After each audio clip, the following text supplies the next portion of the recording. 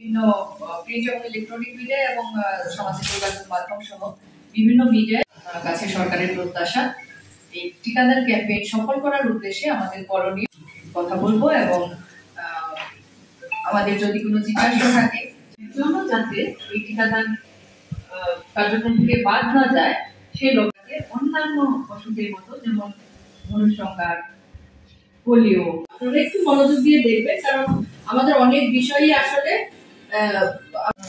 হতে যাচ্ছে। তো এটা সফল করার জন্য আমরা কিভাবে কাজ করব কি করব আমাদের জেনে আপনাদের ক্যাম্পেইন নিয়ে তো প্রথমে বলছি টিকার নামটা হচ্ছে টিসি টিকাটা কোন রোগের বিরুদ্ধে দেওয়া হচ্ছে টাইফয়েড রোগ এবং আমার মনে হয় যে টাইফয়েড রোগ সম্পর্কে সবাই জানে পানিবাহিত রোগটা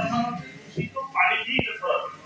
যে কারো শরীর বা পায়খানাটা কিন্তু 5 বছর হয়েছে এবং এটা সম্পর্কে একটা ভ্যাকসিন তৈরি করতে 10 থেকে 15 বছর সময় লাগে পরীক্ষা নিরীক্ষা করতে এলাকায় এই সব জায়গায় যায় না এই জন্য আমরা রোগী বলছি ওখানে যদি কোনো বাচ্চা